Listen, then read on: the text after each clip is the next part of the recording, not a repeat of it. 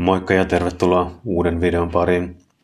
Tänään mä ajattelin käydä mun top 5 vaarallisimmat asiakaskokemukset, tai ainakin sellaiset, mitkä mä oon kokenut vaarallisimmaksi. Nyt on heti kärkeen sanottava, että mä oon tehnyt tätä 6 vuotta tätä hommaa, ja kertaakaan mä en ole tuntenut oloni kovinkaan vaaralliseksi. Boltista yleisesti on sanottava, että sähän tilaat sen Boltin appilla, niin sit jää aina jonkinlainen jälki tuonne IT-maailman servereille, niin mä uskoisin, että se niin kuin parantaa molemmin puolin sitä turvallisuuden tunnetta, ja voisin kuvitella, että jos jotain oikein vakavaa tapahtuu joko kuskille tai asiakkaalle, niin Bolt kyllä auttaa poliisia asioiden selvittämisessä. Mutta mennään näihin keisseihin. 5. vaarallisimpana keissinä mulla on tällainen psykoositapaus. Mä olin tuossa hakemassa eräältä omakotitaloalueelta asiakasta. Se oli joku tällainen nuori aikuinen mies, tai ei ehkä edes aikuinen, kuin joku 16-18-vuotias. Mä vähän ihmettelin, että hänellä meni siihen ulko-oven sulkemiseen vähän aikaa, ja mä ihmettelin vaan, että mikä siinä niin kuin maksaa. Mutta ei siinä mitään, hän lopulta tuli autoon, pahoitteli, että hän on vähän myöhässä. Lähdettiin liikkeelle, ja ajeltiin siinä rauhassa. Se matka kesti kaikkiaan jotain 10 minuuttia. Ja me oltiin ehkä 5 minuuttia keretty kulkea sitä matkaa. Ja oli joku alkuilta, me molemmat oltiin ehkä vähän väsyneitä, niin ei keskusteltu toistemme kanssa, vaan mentiin vaan eteenpäin ja oltiin hiljaa. Kun sitten tämä asiakas sanoi mulle sillä aika reippaalla äänellä, että huusiks mä äsken jotain? Mä olin sillä, että et. Sitten se vaan niin rupesi selittämään, niin että hänellä on nyt viime aikoina ollut tämmöisiä psykoositapauksia, että hän saattaa ruveta vaan huutamaan 1-2 tässä näin. Mä olin sillä, että okei, no semmoista sattuu. Jatkettiin matkaa, ja hän jatkoi tätä tarinaa, että hän kokee, että kaikki pinnat on jotenkin niin kuin hirveän karvasia. Mä olin sillä, että okei, että jos pintoja katsoo vaikka mikroskoopilla, niin kyllähän ne varmaan näyttää aika karvaselta. Mutta lopulta päästiin perille, ja ei siinä lopulta mitään sattunut, ja kaikki meni sinänsä ihan niin kuin hienosti, mutta asiakas oli kyllä varsin outo. Mennään sitten toiseen keissiin. Mä ajelin jossain ehkä Vantaalla, tästä on jo useampi vuosi aikaa. Mulla tuli kyytiin auto täyteen, tuliko nyt kaikkien 4 tyyppiä, niin tämmöisiä ehkä nuoria aikuisia tai siinä 18 vuoden molemmin puolin ehkä olevia nuoria miehiä. Ja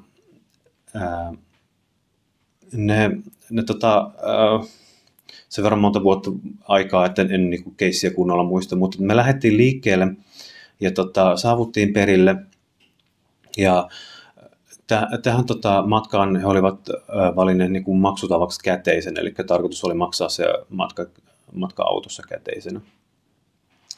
No, nämä roadmanin oloiset tyypit saavuttiin perille, ja ne vaan nousi autosta. Ei niillä ollut aikomustakaan maksaa siitä yhtään mitään.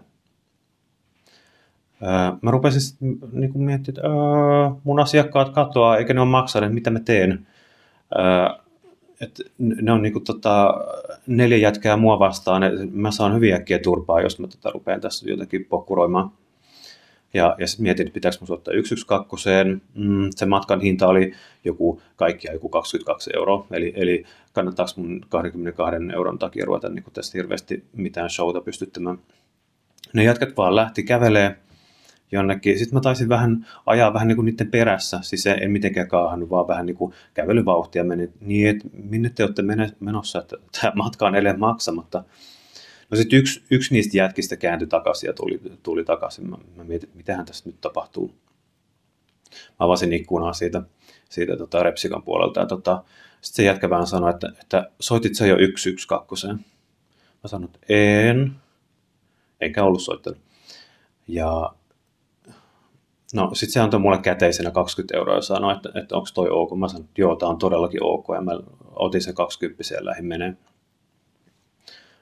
No, jos tarkkoja ollaan, niin se matkahan tosiaan maksoi joku 22 €, että siitä jäi nyt 2 € saamatta, mutta se oli niin kuin ihan se ja sama. Mun talous ei kaadu siihen 2 €. No siis mulla on tämä kolmas keissi, tämä on nyt vähän erityyppinen, tämä ei liity siihen asiakkaaseen varsinaisesti. Eli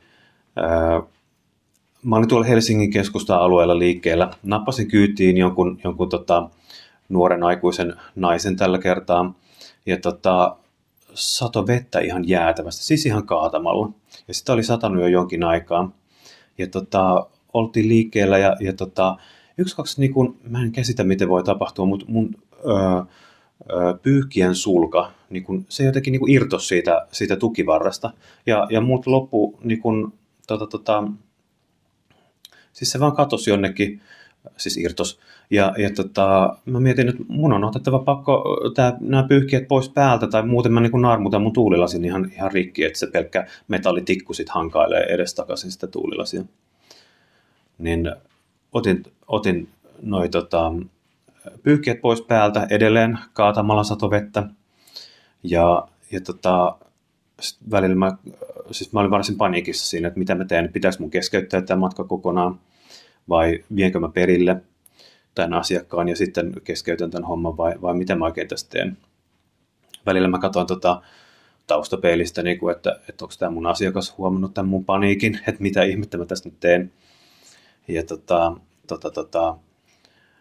tämä mun asiakas, sillä oli niin kuin joku tekstiviesti oli menossa jonkun kanssa, se siellä hymyili kivasti ja katseli omaa puhelintaa, häntä ei niin kuin kiinnostanut meikäläisen ongelmat ollenkaan siinä vaiheessa, että mikäli ei tuore Tinder-keissi siellä menossa, hänellä tuntuu olevan hyvin hauskaa siellä. Ja no ei siinä mitään, todella varovasti hiljaa ajoin asiakkaan perille, jonka jälkeen laitoin appit kiinni ja en ottanut enää yhtään asiakasta siitä. Ja sitten todella varovasti ajoin jonnekin lähimmälle tämmöiseen motonettiin ja kävin ostaa sieltä uudet pyyhkijäsulat ja siinä kaatosateessa asensin ne paikalle. Ei ollut mikään kiva homma. No niin, mennään sitten tähän mun toiseksi viimeiseen keissiin. Siinä mä nappasin tuosta, no voi varmaan kaupungin mainita Kauniaisista, nappasin semmoisen niin kuin nuorisojengin kyytiin. Lähdettiin matkaan tuonne kohti Espoon Matinkylää ja tästäkin on useampi vuosi aikaa, ettei ole mikään tuore tapaus. Niin sen matkan aikana taksikuljettajan tietysti täytyy vähän niin kuin kuunnella asiakastakin välillä, että onko asiakkaalla jotain sanottavaa niin kuin kuskille, niin kuin usein on, vai sitten onko se heidän niin kuin omaa keskustelua. Niin mäkin nyt sitten vähän koitin kuunnella, että mitä ne jätkät siellä takapenkillä keskustelee. Ja kävi ilme, että yksi niistä jätkistä, niin se oli ilmeisesti just vapautunut jostain nuorisovankilasta tai jostain tällaisesta, ja keskustelivat siitä, että hänellä ei ole oikeutta poistua niin kuin Espoosta. Mä en tiedä, voiko tämmöisiä rangaistuksia antaa, mutta ilmeisesti voi, että sulla oli joku tämmöinen maantieteellinen rajoittumis, että ei saa tietyltä alueelta poistua. Näin mä sen ainakin ymmärsin, että tällä henkilöllä oli tällainen menossa. Ja kyseessä oli porukka, joka ei ole ehkä ihan niitä puhtoisimpia tyyppejä. Ja no ei siinä mitään, se matka menee mun näkökulmasta ihan hyvin saavutaan Espoon tuonne Matinkylään ja jätkät maksaa sen, en muista käteisellä vai millä maksoivat, mutta maksoivat kuitenkin. Mutta sitten se yksikin jätkä nousee autosta ja taksikuskella, niin kuin mullakin, niin tapana, että kun asiakas poistuu autosta, niin katsoo vähän sinne takapenkille, ettei sinne vaan jäisi mitään niin kuin löytötavaraa.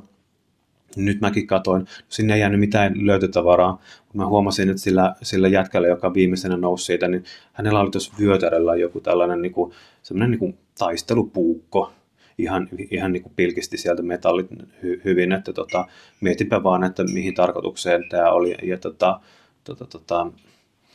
että mitä sinne Espoon Matikylään oltiin menossa tekemään, niin sitä nyt tämä tarina ei kerro, mutta tämmöisiä puukkoveijareita oli mulla kyydissä. Sitten mun viimeinen keissi, se ei ehkä ole niinkään niin kuin vaarallinen keissi ainakaan mun näkökulmasta, mutta todella surullinen keissi. Mä tästä Espoon keskuksen alueelta muistaakseni nappasin kyytiin tällaisen ehkä joku 30-40-vuotiaan miehen. Ja lähdettiin tonne kohti Kauklahtea, Espoon Kauklahtea. Ja koko sen matkan ajan tällä miehellä oli tällainen joku tämmöinen WhatsApp-video tai joku tällainen videoyhteys niin kuin johonkin henkilöön. Ja se mä heti niin kuin aistin, että tässä ei ole nyt kaikki hommat ihan niin kuin kohdillaan. Tässä on nyt jotain outoa.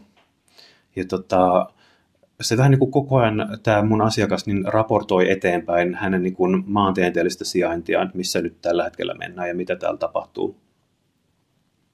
Ja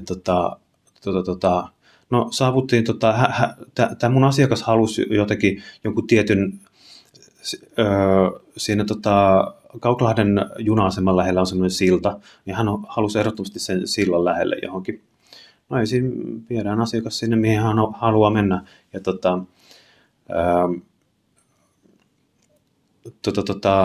no, saavuttiin perille, hän oli tyytyväinen siihen paikkaan, mihin mä hänet ajoin. Hän iski mulle vaan setelin kouraan ja hyppäsi nopeasti pois autosta ja katosi jonnekin sillan alle. Ja sitten hyvin nopeasti, kun mä katsoin, että mitä hän iski mulle kouraan, näin, että niin, tää on niin kuin väärennetty seteli. Se oli hyvin tökerösti se väärennetty,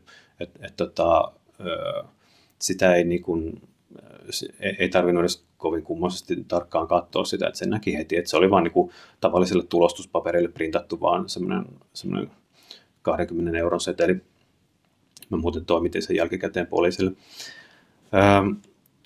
No, asiakas lähti, maksoi väärällä setelillä ja mäkin lähdin sitten sieltä Kauklahdesta. Sitten, oliko se seuraavana päivänä, mulle tulee puhelinsoitto, että hei, sulla on ollut tällainen asiakas kyydissä. Ja mä oon sillä, joo, että mä oon hänen omaisensa, että hän on tuolla Kauklahdessa, niin hän on just kuollut niin kuin huumausaineiden yliannostukseen, mutta että kyse on siitä, että hänet on niin kuin painostettu ottamaan niitä aineita niin paljon, että hän kuolee. Mä olin sillä, että okei, mitäs sitten, niin kuin, olin kovin pahoillani, että näin oli päässyt käymään. Ja tämä soittaja, joka ilmeisesti oliko se hänen joku vaimo tai joku tällainen, niin tai ainakin sellaiset esittäytyi, niin koitti kysyä multa jotain, että tiedätkö mä tästä tapauksesta mitään, että missä tässä mennään. Ja no, enhän mä siitä osannut sen kummempaa kertoa, kun että joo, tällainen asiakas mulla oli kyydissä ja varsin outo tapaus, että hän raportoi koko ajan eteenpäin hänen sijaintiin. Siis siitähän jäi sellainen mielikuva, että tämä mun asiakas, niin hän oli varsin kovissa huumeveloissa, ja nyt sitten niin kun niitä ruvettiin perimään niin kuin ihan niin kuin kunnolla. Tässä kävi vielä sillä lailla, että kun tämä mun asiakas oli maksanut sillä väärännetyllä 20 € setelillä, niin mä olin sen poliisille toimittanut ja oliko mä tehnyt siitä vielä jonkun rikosilmoituksen sen takia, että mua vaan otti päähän niin paljon, että se taksimatka, se ei, niin kuin Boltit on tämmöisiä halpatakseja, se ei maksanut paljon, jos se nyt maksoi vaikka niin kuin 20 tai jotain tällaista, niin se ei pitäisi olla niin iso summa, että ei tavallinen ihminen, aikuinen ihminen sitä pysty maksamaan. Et jos et sä pysty 20 € taksin matkaa niin kuin maksamaan, niin sit sun pitää mennä bussilla tai sitten vaikka kävellä. Mua ärsytti se niin paljon, että mä olin ilmeisesti tehnyt sitten rikosilmoituksen tämmöisestä niin kuin maksuvälinepetoksesta vai millä nimellä se nyt menee. Ja sieltä aika nopeasti poliisilta sitten tuli vaan paperia, jonka keskeinen viesti oli joku sellainen, että tämä tutkinta lopetetaan, koska epäilty henkilö on niin kuin menehtynyt. No, mä jäin odottamaan sitten, että ottaako poliisi muuhun joskus yhteyttä siitä, että onko todella näin, että tämä mun asiakas, niin silloin on niin kuin väkisin syötetty jotain kamaa, ja hän on menehtynyt sen takia, niin poliisi ei koskaan ottanut muuhun yhteyttä. Että ilmeisesti tämä meni vaan niin kuin kuolemansyytapauksena niin kuin tutkintana, että tämä mun asiakas mukaan oli sitten vaan ilmeisesti omaehtoisesti vetänyt jotain kamaa niin paljon, että hän oli menehtynyt.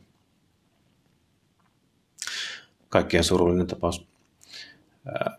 Todella surullinen tapaus. Mitä mieltä olit tästä videosta? Kommentoi tuonne alle. Ja arvostaisin kovasti, jos laitat tämän kanavan tilaukseen.